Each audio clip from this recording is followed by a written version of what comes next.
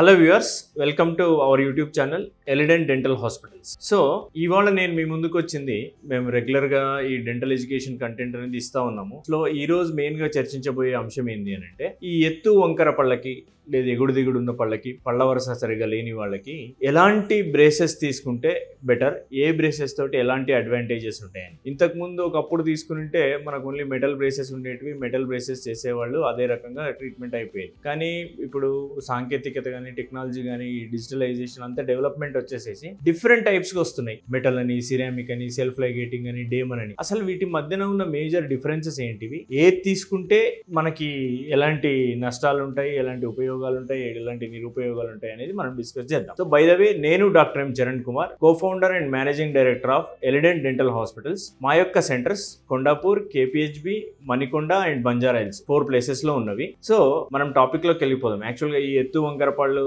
కానీ వరుస సరిగ్గా లేనప్పుడు ఏమవుతుందంటే, మనకు బయట ప్రాపర్గా ఉండదు, స్మైల్ అనేది సరిగ్గా ఉండదు, బ్యూటిఫుల్ అందంగా కనపడదు, పళ్ళు ఎత్తుగా ఉన్నప్పుడు పళ్ళే కనబడతా ఉంటాయి. సో ఇవన్నీ ఇష్యూస్ ఉంటాయి, కాన్ఫిడెన్స్ తగ్గిపోతూ ఉంటుంది, ఫుడ్ ఇరుకుతూ ఉంటుంది, టీత్ స్లోగా మొబైల్ అవుతూ ఉంటాయి. సో ఇలాంటి డిస్కషన్స్ అన్ని మనము ఇంతకుముందు ఓల్డ్ వీడియోస్లో చేసినాం. సో ఈరోజు మెయిన్గా వీటికి ట్రీట్మెంట్స్లో ఎలాంటి అవకాశాలు ఉన్నాయి, ఎలాంటి టైప్స్ ఉన్నాయి అనేది మనం డిస్కస్ చేద్దాం. సో బేసికల్గా ఇక్కడ నేను చాలా సింప్లిఫైడ్గా చెప్తాను. మీరు ఈ వీడియో లాస్ట్ వరకు కనుక చూసిరంటే మీకున్న ప్రాబ్లంకి ఎలాంటి ట్రీట్మెంట్ తీసుకోవాలని మీకు 100% క్లారిటీ అనేది వస్తుందండి.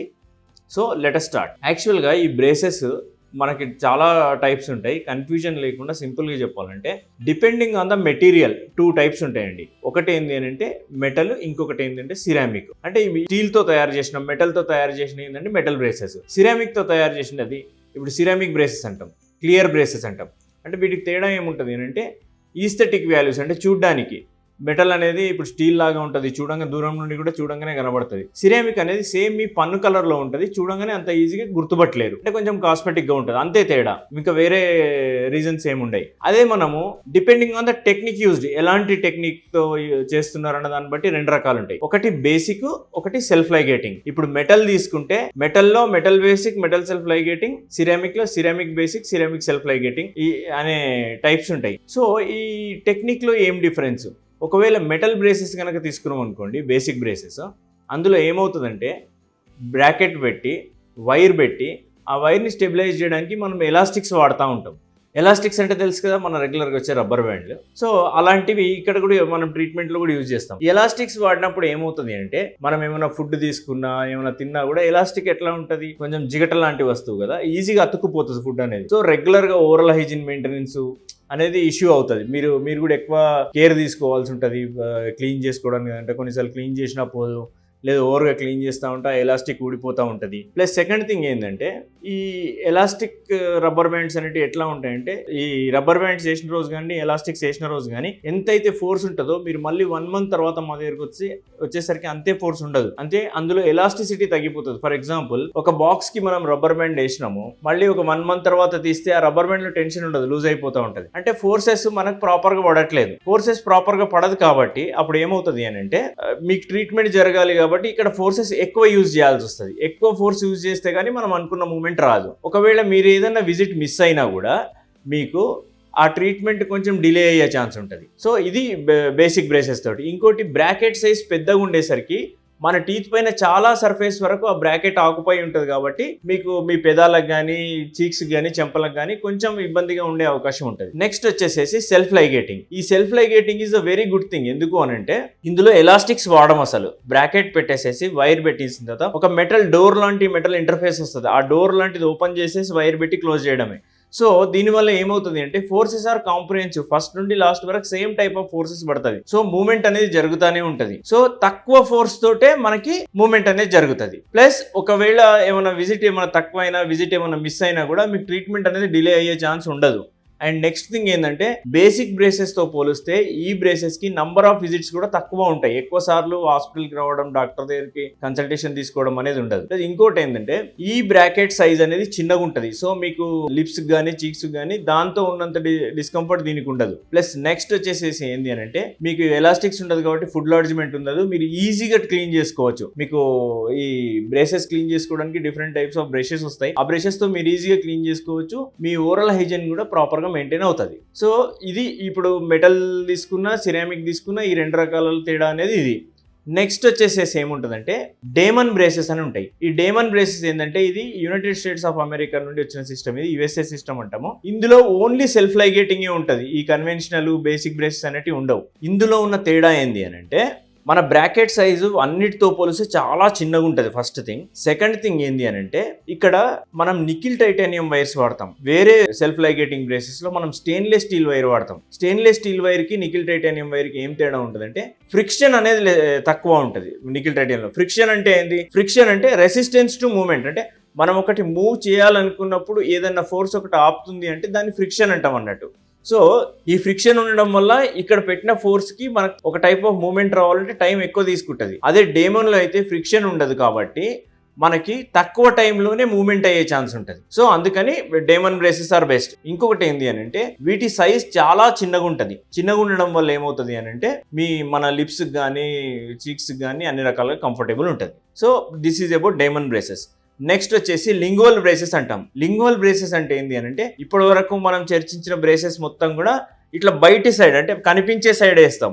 మన లోపల సైడ్ పంటికి 2 భాగాలు ఉంటాయి కదా, ముందుది వెనకది. వెనక భాగం అంటే నాలుక సైడ్ గనక మనం బ్రాకెట్స్ పెడితే దాన్ని లింగ్వల్ బ్రేసెస్ అంటాము. సో ఇలాంటి బ్రేసెస్ అందరికి సూట్ కావండి. ఎందుకనంటే ఇలాంటి బ్రేసెస్ పెట్టాలంటే మన టంగ్ స్పేస్ అంటాం. అంటే మన నాలుక నోట్లో ఉన్న తర్వాత ఇంకా పళ్ళ చుట్టూ ఎంత స్పేస్ ఉందనేది ఒకటి ఇంపార్టెంట్. నెక్స్ట్ థింగ్, ఈ బ్రాకెట్స్ అక్కడ ఉండడం వల్ల టంగ్ అనేది రెగ్యులర్గా ఇంజురీ అవుతూ ఉంటుంది. సో దీంతో అలాంటి ఇష్యూస్ ఉంటాయి. ఇవన్నీ కూడా ఇప్పుడు మనము ఫస్ట్ నుండి లాస్ట్ వరకు తీసుకుంటే ద మెయిన్ ఫ్యాక్టర్ ఏమవుతుందంటే ఫోర్స్. అంటే బేసిక్ బ్రేసెస్లో ఎక్కువ ఫోర్సు, సెల్ఫ్ లైగేటింగ్లో కొంచెం తక్కువ, డేమన్లో ఇంకా తక్కువ. దాని తర్వాత ఇవన్నీ బ్రేసెస్ కాకుండా ఇప్పుడు వస్తున్న లేటెస్ట్ థింగ్ ఏంటి అని అంటే అలైనర్స్ అని. అలైనర్స్ అంటే ఏంటి? ఇట్లాంటి ఒక ప్లాస్టిక్ ట్రే ఇస్తాము.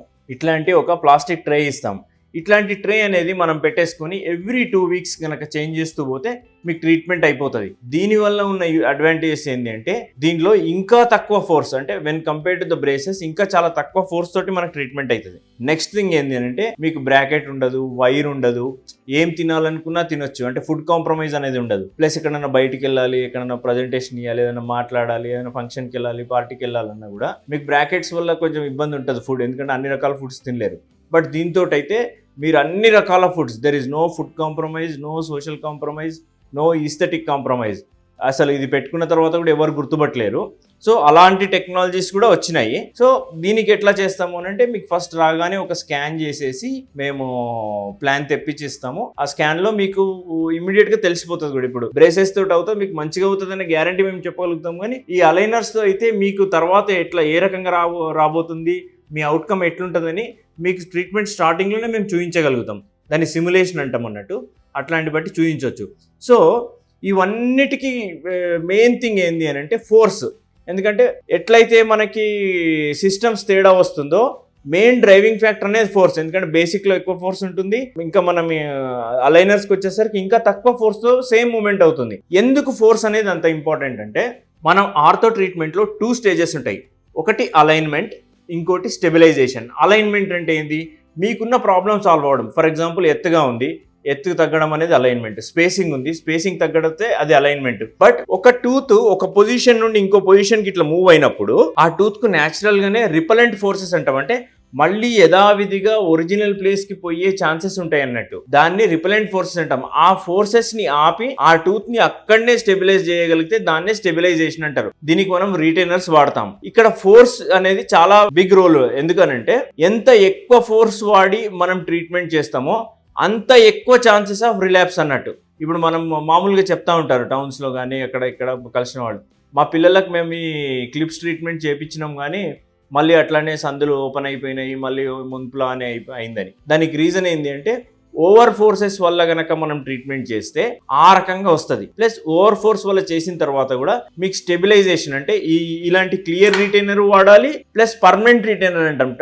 టీత్ వెనకాల ఒక సన్నటి వైర్ పెట్టేస్తాం, కాంపోజిట్ అనే మెటీరియల్ పెట్టి, అది అట్లనే ఉండాలి. వాటితో చేస్తే సెట్ అవుతుంది. సో బేసిక్ గా మీకు ఈచ్ అండ్ ఎవ్రీ బ్రేసెస్ కున్న డిఫరెన్సెస్ షార్ట్ గా చెప్పాలంటే depending on the material 2 types, metal, ceramic. Depending on the technique use 2 types, basic or conventional, self ligating, ఇంకోటి డేమన్, నెక్స్ట్ అలైనర్స్. సో ఇవి మీకు ఇంకా ఏమైనా డౌట్స్ ఉంటే కనుక కింద స్క్రోల్ అవుతున్న నంబర్కి మీరు వాట్సాప్ చేయండి, లేదంటే మీ స్మైల్ పిక్చర్ పంపించండి.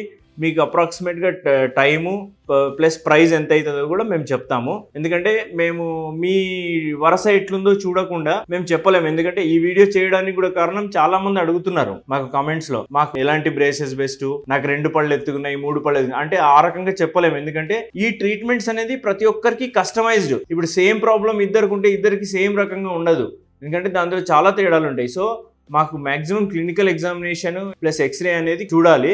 మీకు బేసిక్గా అప్రాక్సిమేట్ ఇన్ఫర్మేషన్ ఇవ్వాలన్నా ఒక స్మైల్ పిక్చర్ పంపండి, మేము చెప్తామండి.